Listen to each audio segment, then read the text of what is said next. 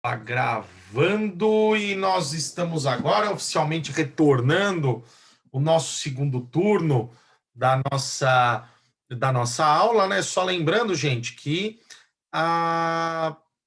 aonde nós paramos com a questão da alienação judicial, ok?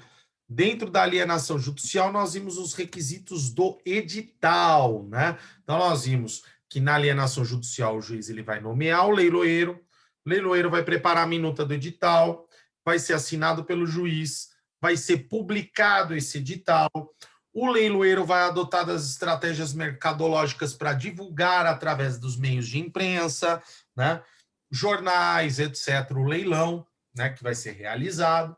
Esse leilão, ele, por consequência, sendo positivo, o leiloeiro ele tem a obrigação de depositar o valor no primeiro dia útil após a determinação do juiz e 2 dias para a prestação de contas, né? Isso geralmente é feito num único ato, né?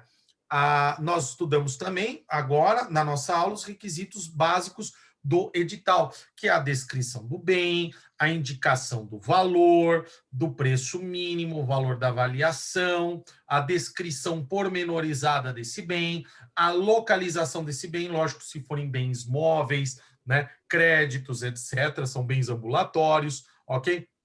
E os ônus, né, que eventualmente tenham sobre esse bem, tá? Então, vou colocar aqui para a gente não compartilhar a tela para que nós possamos dar continuidade aqui, tá bom, gente? Então,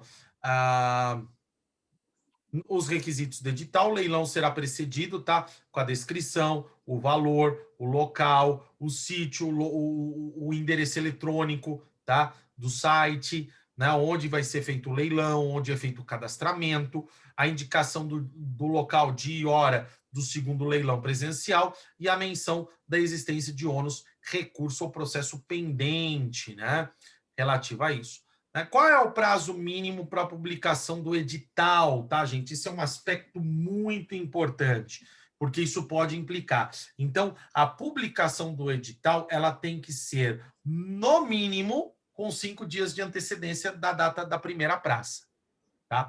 Então, isso é um cuidado grande. Já vi leilão sendo anulado por isso, tá, gente? Então, tem que ser com 5 dias de antecedência, tá? Tem que ser adotado essa cautela, tá? E esse é um outro ponto interessante, gente, tá?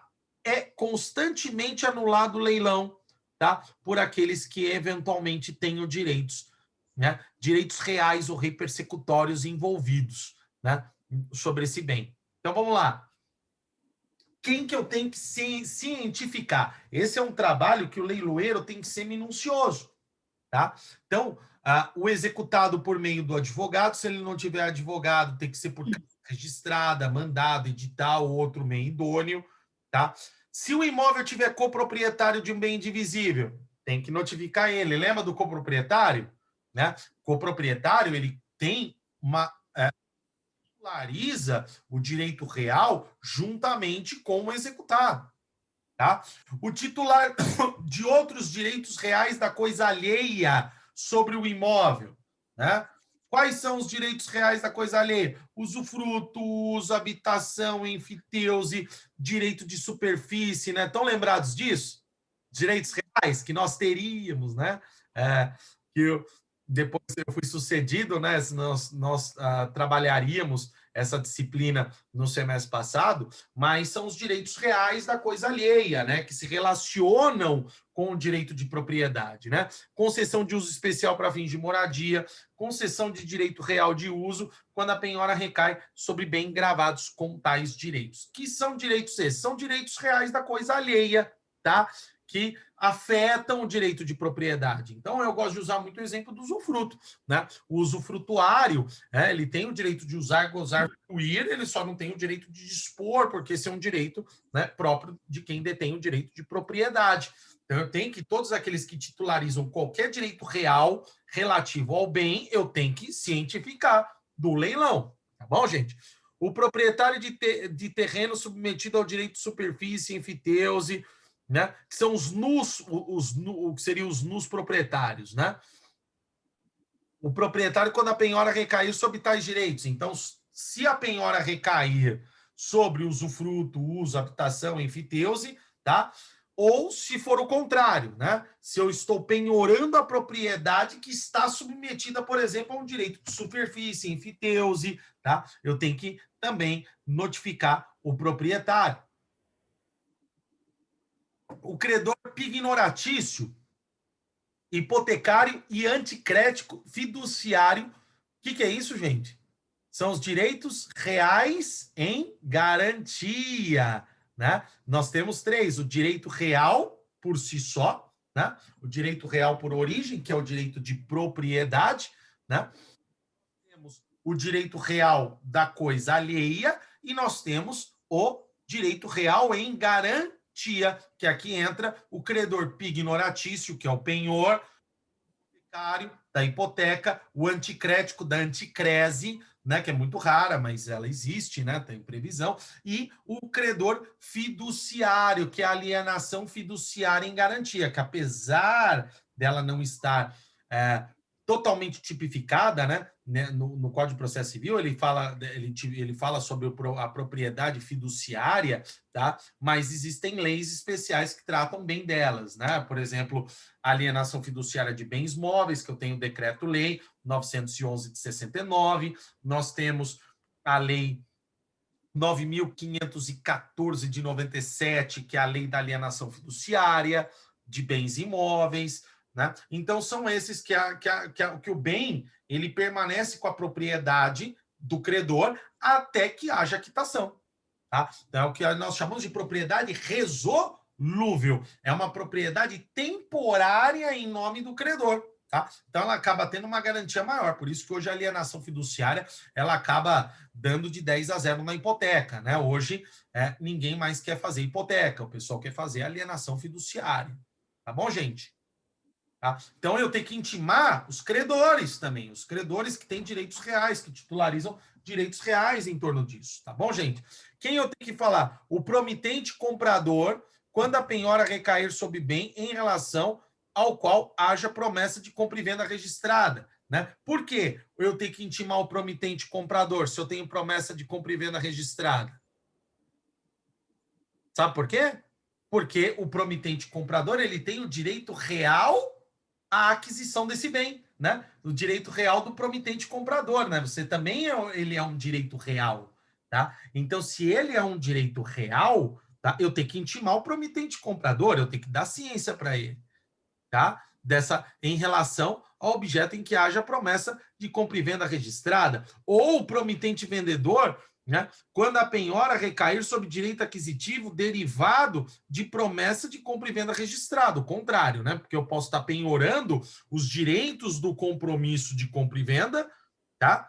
Ou eu posso estar penhorando a propriedade onde haja uma averbação do compromisso de compra e venda, né? Aí depende da ótica de quem é o devedor. Se o devedor é o promitente, né, comprador, ou se o devedor é o promitente vendedor, né? Se eu estou penhorando os direitos aquisitivos do compromisso de compra e venda, ou se eu estou penhorando o direito de propriedade. Deu para entender, gente? Tranquilo? Até aqui? Joia, tá? A União, Estado, Município, no caso de alienação de bem tombado. Olha aqui que interessante, né? O que é o bem tombado, tá? São aqueles bens, tá? Que eles foram tombados pelo patrimônio histórico, cultural, artístico, né? Que é o ato do tombamento, que eu acho que está lá no 119 da Constituição Federal, alguma coisa por aí, tá? Vocês já tiveram em direito administrativo um pouquinho, uma noção de tombamento? Né? Que é o ato de restrição do direito de propriedade. Tá? Ele restringe em favor do direito da proteção do patrimônio histórico, artístico e cultural. Aí vem a pergunta, professor, por que raios eu tenho que notificar o ente público, né? União, Estado, Município? O ente realizou o tombamento, tá? Por um único motivo, que se vocês observarem, além do tombamento, que eu não me lembro, tá? Lá consta que, no caso de alienação, o ente público ele tem prioridade de aquisição, tá? Por isso que eu vou notificar nesses casos da União, estados e municípios, tá? a alienação do bem tombado, porque são entes que têm a preferência, tá, na aquisição, tá? Deu para entender, gente? Então, o executado, que é a regra, tá? Sem se esquecer também do cônjuge, tá, gente? Tem um cônjuge dessa história. O coproprietário do bem indivisível, o titular de usufruto. Então, como é que eu resumo? Preciso decorar tudo isso? Não, gente. É só mentalizar. Primeiro, o executado. Outros coproprietários, né? Cônjuge, coproprietários, quem titulariza direito real junto com o executado. Tem aqueles que têm outros direitos reais sobre a propriedade, que é os direitos reais da coisa alheia. Se, por exemplo, sobre um bem imóvel, ele titulariza, ele é usufrutuário, real de uso, habitação. Peraí, gente. Deixa eu avisar o pessoal que tem, acabou saindo um link novo.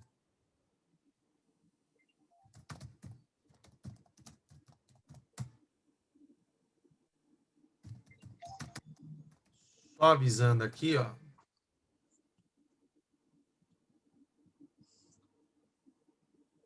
Tá, gente? Então, o que acontece nessa situação? O que a gente tem que ter em mente?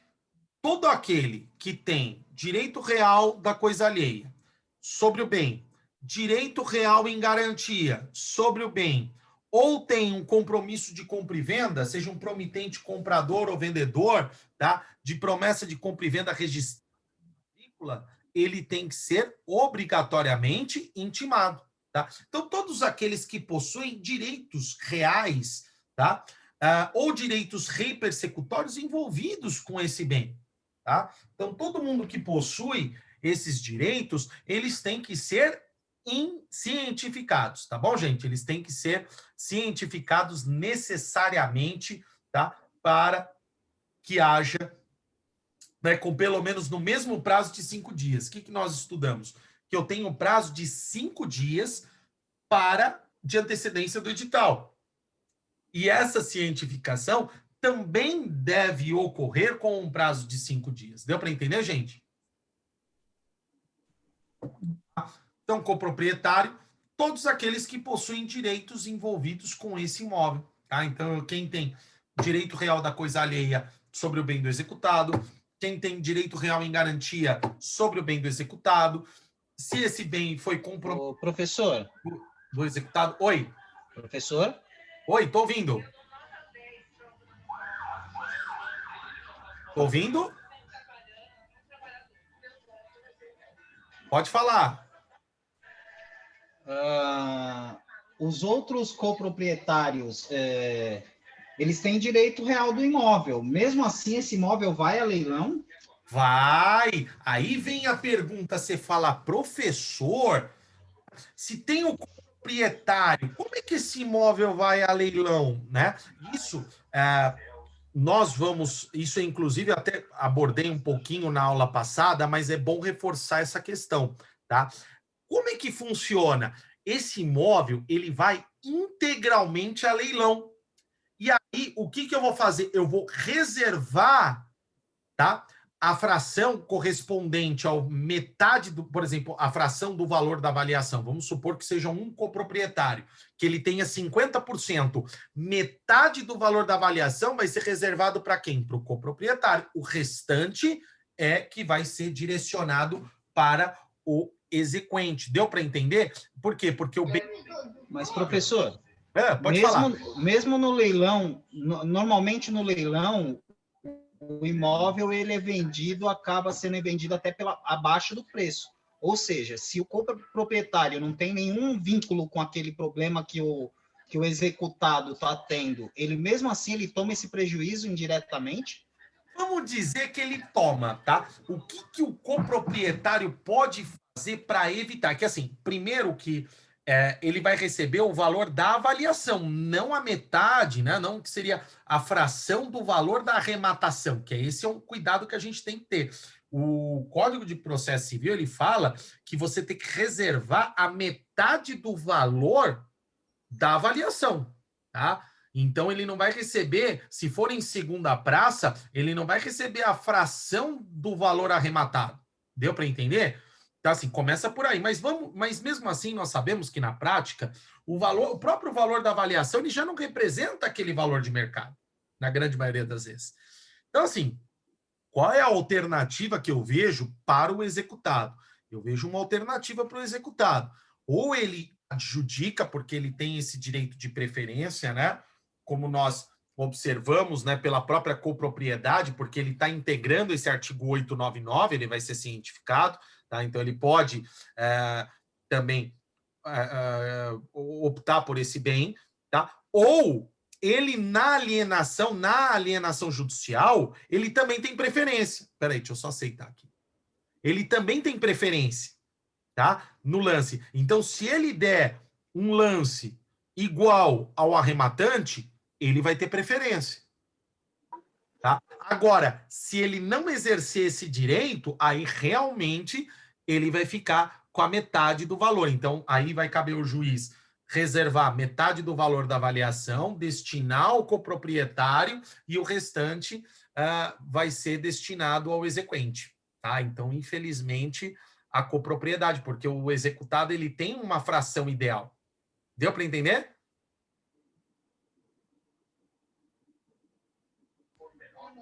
Sim, sim. Questão de estudar um pouquinho mais o tema. Mas Então. entendi sim. Mas é que assim, é injusto, ele é injusto, tá? Você vai falar, pô, professor, mas o coproprietário não tem nada a ver com isso, é que é justamente pelo bem ser indivisível, né? Se ele é um bem indivisível, tá? O Código de Processo Civil, o que nós vamos fazer? Colocar o bem à venda integralmente, tá? E proceder com a alienação judicial, tá? Então, assim, o que eu entendo numa situação dessa é que o coproprietário ele vai poder exercer ou a adjudicação do bem, considerando a cota parte dele, considerando que ele é coproprietário, tá? Então, numa adjudicação, ele já adjudicaria na metade do valor da outra parte, tornando-se proprietário integral do bem. Isso vamos colocar no nosso exemplo 2 para não dificultar muito, mas ou ele vai exercer a alienação. Na alienação, ele vai oferecer o lance, tá? Com esse direito de preferência. Tá bom? Então é isso. Que é injusto? É razoavelmente injusto, tá, gente? Por isso que coproprietário, por isso que ele tem que ser obrigatoriamente cientificado. Então, se ele não for cientificado obrigatoriamente, é nulo. Dos 5 dias é nulo o leilão, tá? Então, esse aspecto tem que ser observado, tá? Com pelo menos 5 dias de antecedência. Por quê? Para que o coproprietário possa também exercer essa faculdade, tá? De arrematar o bem, tá? Então, é uma possibilidade. Por isso que, para fins de garantir a ampla defesa do contraditório, todo mundo que tenha direitos relacionados com o bem do executado tem que ser intimado. Tá bom, gente? Mas ficou alguma dúvida? Deu para entender? Deu para entender? Deu sim. Tá? Mas é assim, tá? Mas se ficar dúvida, pode perguntar, tá, gente? É isso aí. Eu quero perguntas aí para a gente poder solucionar, tá? Porque é uma questão meio complexa. Porque, às vezes, no judiciário, antes do Código de Processo Civil novo, o de 73, existia muito a penhora só da fração. Isso dava uma confusão enorme. Primeiro, porque o arrematante fugia, né? Porque você penhorava só a fração do executado. E outra, você ganhava um coproprietário que você não tem uma afinidade, né? Então, isso gerava uma ação de alienação judicial, né, com arbitramento de aluguéis, né, virava um rolo para o coproprietário. Então, eu entendo que essa é a forma mais justa. Leva o bem integralmente a leilão, cientifica, garante o direito à ampla defesa e contraditório do coproprietário, faculta a ele a possibilidade de exercício do direito de preferência. Se ele não exercer, ele já está ciente que ele vai ter direito a essa fração, ok? Aqui, ó, deixa eu mostrar para vocês aqui, ó, da indivisibilidade da penhora. Vou mostrar aqui 800 aqui. Aqui, ó. Vocês estão enxergando a página? Deixa eu ver aqui, acho que não, né? Aqui, ó. Estão enxergando, gente, aqui o Código de Processo Civil? Aqui, ó, recaindo, ó, tratando-se de bem indivisível, o equivalente à cota-parte do proprietário ou do cônjuge alheio à execução recairá sobre o produto da alienação, tá? Então, aqui, ó, é reservada ao coproprietário e ao cônjuge não executada a preferência na arrematação do bem em igualdade de condições, tá? Então, aqui é interessante, é esse artigo aqui que mata a nossa questão, tá? Tratando-se de bem indivisível equivalente à cota-parte do coproprietário ou do cônjuge alheio à execução recairá sobre o produto da alienação do bem. Então, esse produto equivalente da cota-parte do proprietário vai ser realizado. Deu para entender, gente? Então, vai o bem integralmente a leilão e depois, tá? Ele retorna esse produto. Eu vou reservar este produto da cota-parte respectiva para o coproprietário, para o cônjuge, para esses que têm o exercício do direito de preferência, tá? Partes impedidas de oferecer o lance. Tem gente que não pode oferecer o lance? Claro, gente, né? Geralmente são aqueles casos de impedimento, né? É muito semelhante com aquelas hipóteses de impedimento e suspeição do juiz, tá? Que vocês já estudaram lá no comecinho do curso de Direito Processual Civil, tá? Então, pode oferecer o lance. Quem não pode, com exceção, tutores, curadores, testamenteiros, administradores ou liquidantes quanto aos bens confiados à sua guarda ou à sua responsabilidade, tá, gente? Os tutores, curadores, testamenteiros e administradores, eles possuem esse ônus público sobre bens de terceiros, né, essa responsabilidade. Então, ele não tem, né, não seria razoável que o tutor pudesse oferecer lance sobre os bens, tá bom, gente? Os mandatários, quanto aos bens de cuja administração ou alienação estejam encarregados, né? Ou seja, também daqueles que participam do processo, né?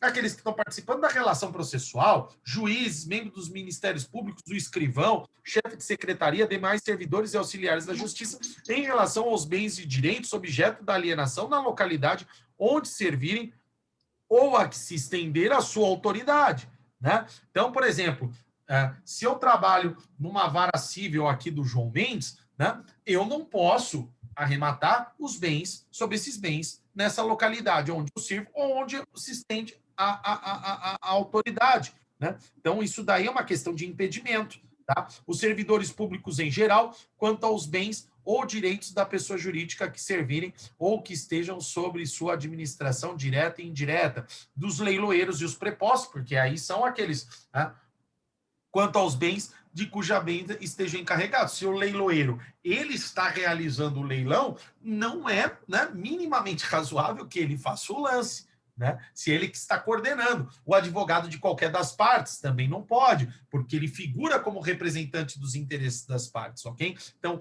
todas essas partes estão impedidas, tá, de oferecerem qualquer tipo de lance, ok?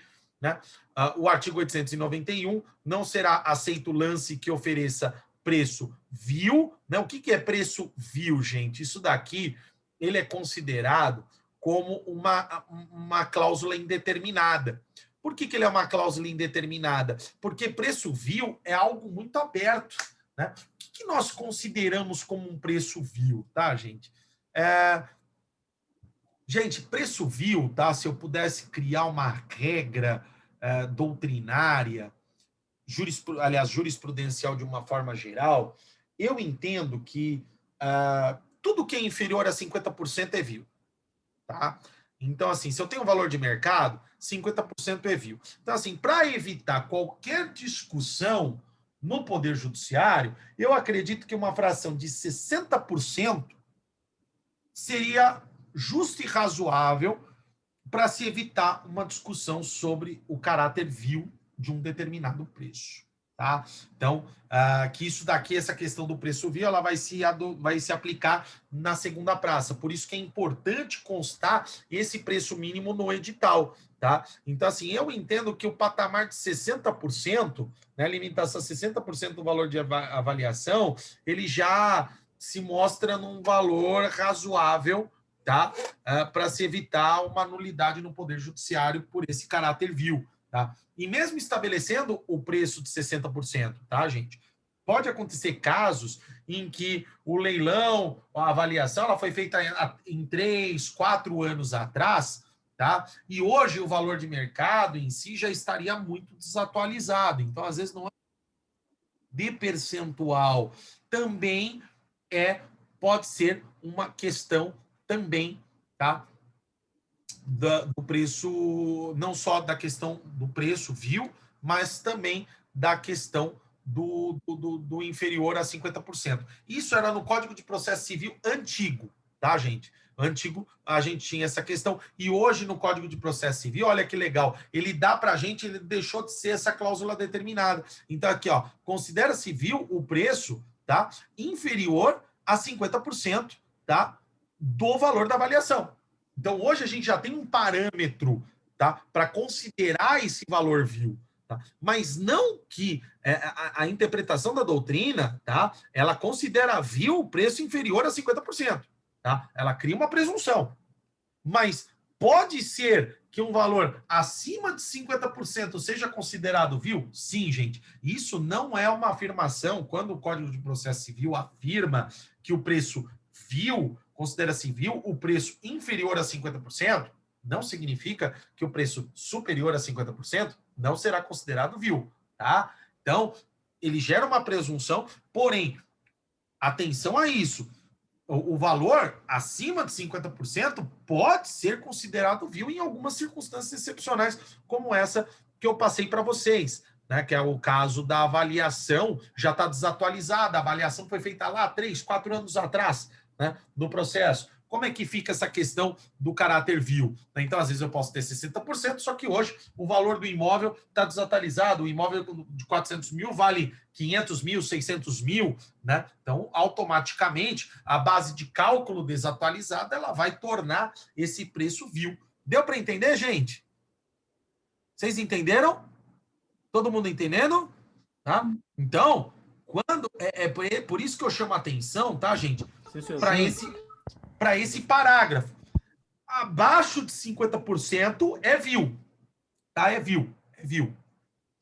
Agora, mesmo acima de 50%, eu tenho que analisar se a base de cálculo, se o valor da avaliação está realmente atualizado, se não é um valor antigo depreciado, tá? Porque isso pode influenciar. Então, assim, hoje, o que eu trabalho, né? O que eu acho que eu vejo no judiciário como razoável? 60%, tá? Porque mesmo se o valor não tiver numa carga de avaliação muito alta, né? Se ele tiver se ele tiver algum desvio de atualização, o percentual de 60% ele já cobriria o eventual defeitinho que eu tenha na base de cálculo.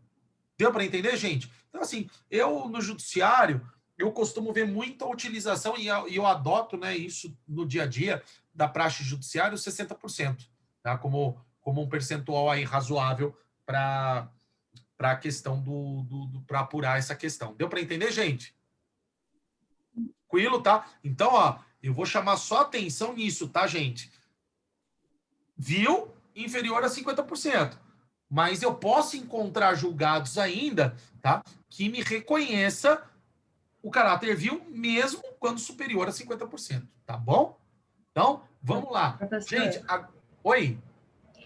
Não, só a título de curiosidade, isso no civil, né? No trabalhista, eu já vi edital falando de até 40%.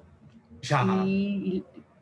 E mesmo agravando e depois lá nos embargos à arrematação, a gente alega preço vil, os caras não estão nem aí, mantém, porque fala que foi essa primeira parte do parágrafo primeiro que foi estipulado pelo juiz. E tipo, já, Fê, é que eu tô aqui. Vai embora.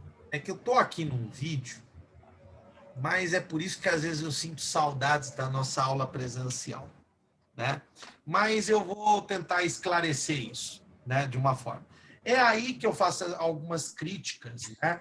Quanto existe na Justiça do Trabalho uma certa dificuldade na aplicação subsidiária do CPC. Né? Por quê? Porque se você pega o CPC, né, qual que é a ideia? CLT, regula o processo do trabalho. Então, eu vou buscar na CLT se existe um limite. Esse limite não tem na CLT. E o que nos diz a CLT? Que eu vou aplicar subsidiariamente as regras do CPC. Né? Inclusive, hoje, o próprio CPC ele é claro nisso. Né? Ele é o diploma subsidiário para os códigos de administrativo. Ah, deu uma travada, né? Então, assim, o Jaffer, o que eu entendo? Muitas vezes, a Justiça do Trabalho ela tem uma certa dificuldade, porque essa questão do leilão ela não é regulada, ela é regulada no CPC. E o CPC deveria ser aplicado subsidiariamente. Né? É que existe, na verdade, uma dificuldade. Né? Quando a gente ignora a regra e passamos a entender que tudo é o princípio do indúbio pró-operário, né? Tudo se pauta, as regras podem ser desmanchadas por princípios, né? Como, por exemplo, o princípio do melhor interesse do trabalhador. Claro, a gente entende a importância, é que essa é uma regra que deveria ser aplicada subsidiariamente, né? Se a gente pegar a CLT, ó, eu vou até abrir aqui, ó, eu faço até questão, porque a Jaf aqui entrou num ponto, gente, que realmente é de se chamar a atenção. Quer ver aqui? Eu vou abrir a CLT para a gente entrar aqui nas questões, só pegar a questão do processo do trabalho, tá? Porque esse é um ponto que a Jaf entrou, e é verdade, Jaf. Você fala, aí você vê, né? Aí você fala, será que tem alguma coisa que permite, que admite, né? Essa possibilidade? Deixa eu só abrir aqui, gente, que a internet tá. Vamos lá, filho. Peraí, gente, deixa só a internet querer abrir aqui.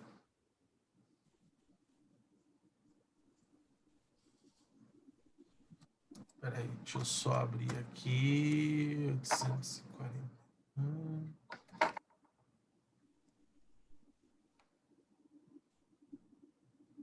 Rapidinho, gente, só tô abrindo aqui, ó, só para chegar aqui. Vou pegar aqui a questão do processo de execução.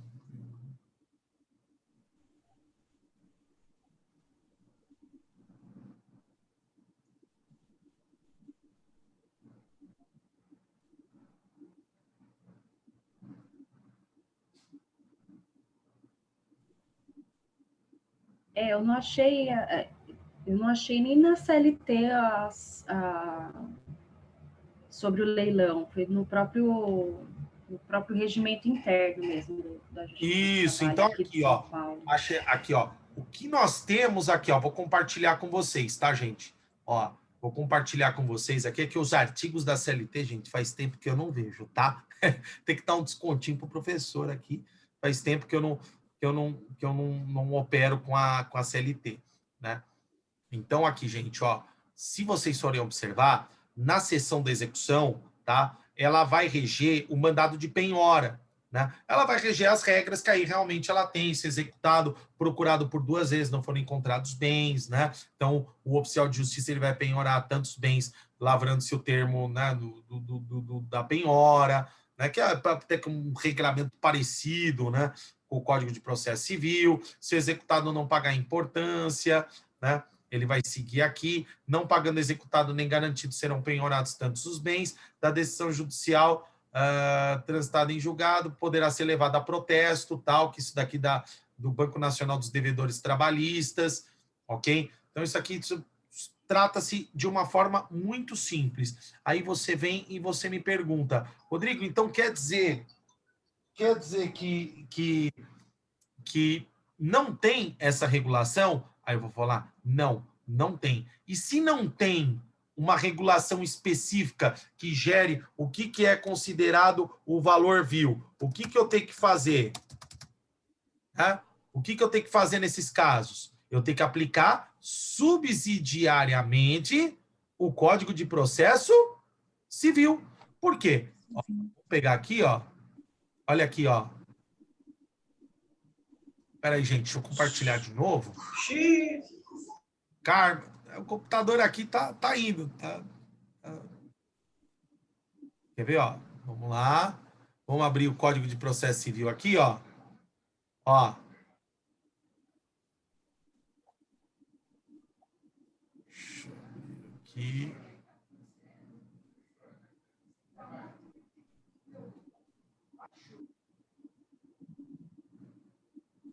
Deixa eu ligar aqui. Aí.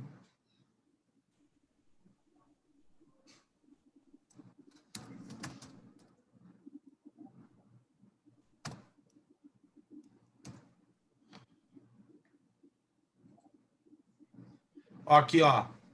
Pessoal, artigo 15, tá? Na ausência de normas que regulem processo eleitoral, trabalhistas ou administrativas, as disposições desse código lhe serão aplicadas supletiva e subsidiariamente. Então, o que a gente pode concluir?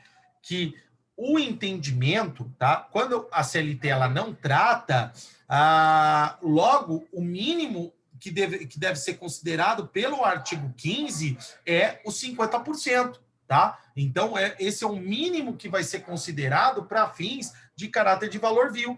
Aí, isso realmente me assusta, porque se nós pesquisarmos, não são poucos os acórdãos que às vezes consideram até 40%, né? Mas com base no quê? Né? Então, primeiro, se eu tenho o Código de Processo Civil fazendo, é isso que deve prevalecer, né? Não normas regimentais ou qualquer outro tipo de documento. Tá bom, gente? Então, esse ponto que a Jáfia colocou, e se vocês pesquisarem acórdãos na Justiça do Trabalho, não são poucos aqueles que reconhecem 40% que não são valor vil. Então, eu entendo que com a edição do Código de Processo Civil de 2015, valor vil, 50%, não tem discussão, inferior a 50%, tá? Mas, às vezes, o que eu percebo é que a Justiça do Trabalho ela tem uma certa recalcitrância nessa aplicação subjetiva, tá, gente? Isso é uma opinião minha, tá? Mas existe muitas vezes uma recalcitrância de aplicação nesses diplomas que complementam, suplementam a CLT. Deu para entender? Joinha, gente? Então, não se assustem se na Justiça do Trabalho vocês encontrarem isso, tá? Então, é possível sim. E qual a justificativa que eu dou para isso, né? Infelizmente, a jurisprudência, tá? A gente não pode se utilizar de princípios orientadores, formadores da disciplina para superar as regras, né, estabelecidas, né? Que é a teoria da ponderação à brasileira, né? Isso aí seria uma adaptação da teoria do Robert Alexy no Brasil, que é muito criticada por juristas, né? Então, assim, eu não posso simplesmente sair e atropelar um comando normativo à luz de um princípio orientador, né? Então, isso é muito criticada, né? O Lênio Streck, o Otávio Luiz Rodrigues Júnior, né? São autores que criticam muito essa questão, tá bom, gente? Então, vamos dar sequência aqui, gente, na nossa aula. Então, deu para entender até aqui, tá? Sobre essa questão do lance civil. Agora, nós vamos falar sobre a questão da proposta. Essa é uma novidade do Código de Processo Civil, tá? Que o Código de Processo Civil, antes, os leilões, eles eram à vista. Agora, eu tenho a possibilidade de apresentação de proposta. Ou seja, se eu tenho a proposta de fazer um pagamento parcelado, tá?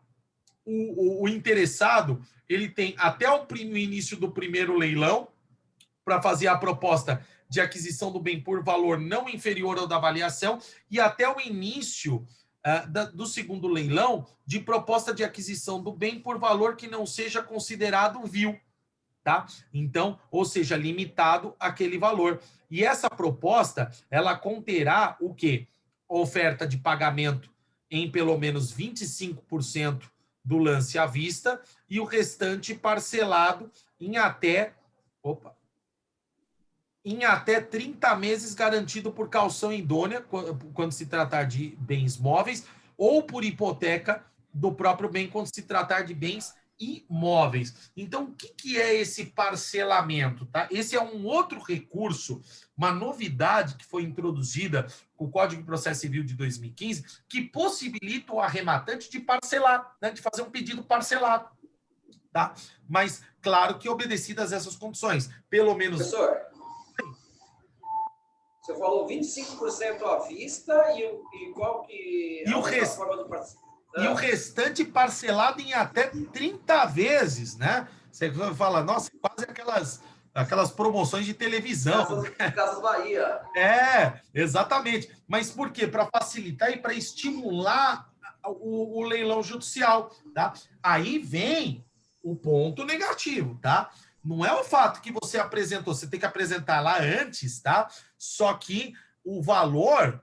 Né? Se alguém vir e fazer um lance à vista, sua proposta foi para o vinagre. Né? Que, ou seja, sempre o juiz ele vai considerar aquela proposta que for mais interessante ao exequente. Né? Então, quanto mais à vista, quanto mais o valor substancial for pago, mais essa proposta tem chance de prevalecer. Né? Então, se você der um lance, uma proposta de 25% parcelado em 30 vezes, tá, gente?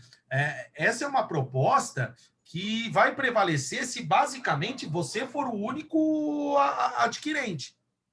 Né? Se você for o último arrematante, porque se você der uma proposta com o valor mínimo de segurança nessas condições, dedinho que... peraí, deixa eu pegar aqui o celular.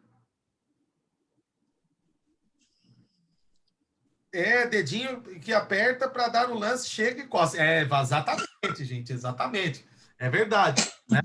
Que é exatamente isso. Por isso que eu falo, gente, isso daqui não é jogo, tá? Então, assim, você vai dar o lance, você vai trabalhar com leilão, tem que pensar bem, tem que calcular, tem que colocar na ponta da caneta para você não sair no prejuízo. Porque, assim, tem uma série de adversidades que você tem que colocar na ponta da caneta, tá, gente? Tem que colocar o custo, tem que colocar se tem pessoas, tem terceiros, você vai ter dificuldade para retirar essas pessoas, qual o estado, por exemplo, do imóvel, ou qual o estado do veículo. Então, tem uma série de pontos que você tem que colocar na ponta da caneta antes de dar o lance, né? Então, assim, essa é a proposta. Só que aqui, ó, prestem atenção, tem um requisito.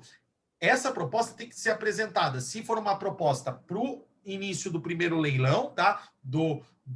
Ela tem que ser até o primeiro leilão ou até o segundo leilão em valor que não seja considerado vil. Né? Então, as propostas indicarão a prestação, indicarão prazo, modalidade, indexador de correção e as condições do pagamento do saldo. Tá? Então, aqui, ó. Que se não for pago em caso de atraso, incorrerá em multa de 10% sobre olha aqui, ó. E esse é o ponto interessante, tá, gente? Ó, olha o tamanho da multa. Se você atrasar, ela vai incidir os 10% não na multa, mas 10% sobre a soma da parcela inadimplida com as parcelas incêndios, ou seja, 10% de tudo que está sobrando. Deu para entender? Né? Então, é sobre isso que vai incidir, ok, gente? Então, prestem atenção, é uma multa bem pesada, tá? Então, é isso que vocês têm que prestar atenção. Então, vai parcelar? Vai, só que fica atento porque a multa é altíssima, não é 10% sobre todo o produto restante, tá? Aí vem, gente, feita essa proposta, ó, parágrafo 7º, a proposta do pagamento do lance à vista sempre prevalecerá sobre as propostas de pagamento a parcelado. Havendo mais de uma proposta de pagamento parcelado em diferentes condições, o juiz decidirá pela mais vantajosa, assim compreendida, sempre as de maior valor. Então, olha que interessante. Tá? Então, se eu tiver pagamento parcelado, o que vai ser o primeiro diferencial? Tá? Aquela que é mais vantajosa de maior valor. Se forem em iguais condições, tá? O juiz decidirá pela formulada em primeiro lugar. Se for exatamente as mesmas condições, mesmo parcelamento, mesmo valor, tá? É aí que o juiz ele vai por quem chegou primeiro, tá? Agora, se houver diferentes condições, vai ser aquela com valor mais acentuado, tá? E isso, gente, são propostas, tá? Pode ser que o juiz ele possa definir outro critério mais valioso, tá? Eu posso estar numa situação que eu tenha uma pequena diferença de valor, tá? Por exemplo, uma diferença de R$30 no valor, só que o parcelamento da outra é muito maior. A outra só tem um parcelamento em 3, né? Ou a outra está querendo em 30, né? Então, nessas situações, gente, tá? Assim compreendida sempre a de maior valor, tá? Eu acredito que isso aqui é uma situação que ainda a gente vai ter muita discussão na jurisprudência, tá? Porque nem sempre a de maior valor ela vai ser a mais interessante, tá? Pode ter situações em que a diferença é muito pequena para de menor valor e para de maior valor, tá? Então, isso aqui vai ser levado em consideração, mas por hora, num exame da ordem, tá? Vocês vão colocar que vai prevalecer a de maior valor, se forem idênticas condições, aquela que foi apresentada primeiro, tá? Gente, prosseguindo aqui, tá? No caso da arrematação, tá? Arrematação feita, efetuado o lance, tá? Ela vai constar do auto de arrematação, tá? Vai ser assinado o auto de arrematação do juiz e, por consequência, tá? A ordem de entrega do bem, se ele for bem móvel, ou a carta de arrematação do bem imóvel, com o respectivo mandado de emissão na posse. Então, olha que legal. Isso daqui também foi um outro fator interessante, tá? Então, automaticamente, com a arrematação do bem, tá? Ela tem força ex lege, vai ser expedido o mandado de emissão na posse. Antigamente, no antigo CPC, tá? Antes da evolução jurisprudencial, eu tinha que entrar com uma ação de reintegração de posse ou de emissão na posse, né? Com todo isso. Agora não, tá? Então, assim, Código de Processo Civil, isso é o legal, com a expedição da carta, o juiz ele já tem como efeito ex lege, né? Ou seja, decorrente do artigo 901, automaticamente já autorizar o mandado de emissão na posse, tá? Depois, lógico, né? Será expedida, depois de efetuado o depósito ou prestadas as garantias pelo arrematante, bem como realizado o pagamento da comissão. Ou seja, quando eles estiverem em ordem, tá? Com os pagamentos, ele vai poder expedir o mandado de emissão na posse, tá? E aqui é outro ponto interessante, gente, porque assim como na adjudicação, a partir do momento que eu expedi o auto de arrematação, a arrematação será considerada perfeita, acabada e irretratável, ainda que venha a ser julgados procedentes os embargos à execução ou à ação autônoma do parágrafo 4º, assegurada a possibilidade de reparação de danos pelos prejuízos, tá? Então, esse é um ponto interessante porque ela é perfeita, acabada e irretratável. Então, não tem como voltar atrás, exceto nessas situações, tá? Que ela pode ser invalidada quando for realizada por preço vil, né? Ressalvadas outras situações, a arrematação poderá ser invalidada quando realizada por preço vil ou outro vício, ser considerada ineficaz se não observado o disposto no artigo 804 e resolvida se não for pago o preço ou se não for prestada a caução, né? Então, por exemplo, se não for pago o preço, ela pode ser resolvida pelo juiz. Ok? Aí vocês vão me perguntar, Rodrigo, mas qual é essa hipótese aqui, ó, do artigo 804 do Código de Processo Civil, né? Então, vamos ver aqui, ó, no caso, tá, da alienação do bem cravado, se eu não intimar o credor pignoratício, o credor hipotecário, o credor anticrético, se eu não... Por quê? Porque eles têm o direito de preferência, tá? Então, a alienação do bem gravado por penhor hipoteca será ineficaz em relação ao credor pignoratício, hipotecário e anticrético. Ou seja, ela não vai ter eficácia com relação a esses credores, tá? Então, eu vou arrematar, tá? Ela vai ser ineficaz com relação a esses credores, ela vai continuar a ter validade com relação às garantias, ou seja, essas garantias, elas vão continuar perseguindo esses bens. Ok, gente? Então, nessa situação, a gente vai apurar, tá, essas 3 possibilidades de resolução da arrematação. Que ela pode ser invalidada se for arrematada por preço vil ou se tiver outro vício. Por exemplo, se não foram cientificadas as partes no prazo de 5 dias, né, do primeiro leilão, se não for feito o edital, se o edital não contém aqueles requisitos. Então, olha o tanto de procedimento. Qualquer falha pode ser considerada como um vício, ela pode ser invalidada. tá? Ou considerada ineficaz ou resolvida, tá? O juiz decidirá acerca das situações resolvidas no parágrafo 1º, se for prorrogado em até 10 dias após o aperfeiçoamento da arrematação. Então, olha aqui, ó, o prazo. Esse prazo também é curto, tá, gente? Então, aperfeiçoa a arrematação. Quando é aperfeiçoada a arrematação? Aqui, 903. Quando o juiz assina o auto de arrematação, eu tenho um prazo de 10 dias para apontar essas situações do parágrafo 1º, tá? E se for apontado, gente, tá? Se no prazo de 10 dias, o arrematante também ele tem o direito de desistir, tá? Vamos supor que nessas situações, gente, de repente apareceu o ônus real, apareceu o credor pignoratício, né? O arrematante ele viu que isso vai virar uma bucha, uma bomba relógio, né? Ele pode desistir? Pode. Sem ônus? Pode.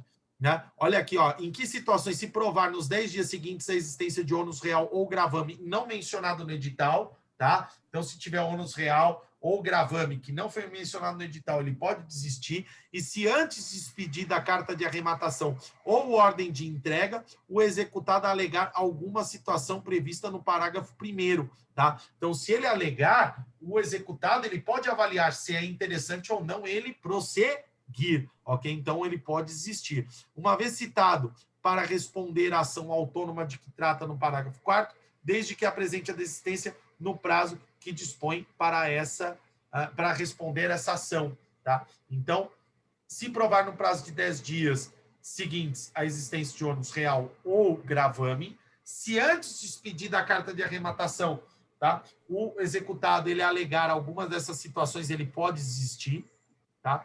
E se uma vez citado para responder à ação autônoma de que trata o parágrafo 4º, né? Por exemplo, uma ação de evicção, tá? Uma ação autônoma, tá? De anulação, desde que apresente a desistência de que dispõe para responder a essa ação, ok?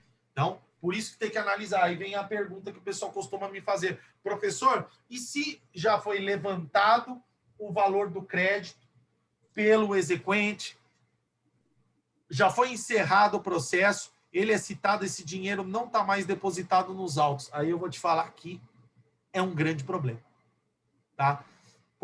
Porque ele já adquiriu esse bem e é uma situação que realmente vai caber a ele uma ação de reparação por perdas e danos, ainda mais após, né, uma situação como essa, tá? Não vejo muita alternativa, né, porque a desistência da arrematação, ele não tem mais o dinheiro para ser imediatamente devolvido, né, numa situação dessas, né? Então, isso daí gera um grande problema a ser resolvido. Deu para entender, gente? Aqui nós vamos falar sobre a questão da satisfação do crédito, a suspensão e a extinção da execução. Como nós falamos bastante na aula de hoje, tá, gente? Eu vou deixar essa parte finalzinha para a nossa próxima aula, ok? Para a gente abordar isso na nossa próxima aula, porque senão vai ficar muito conteúdo para a nossa aula de hoje.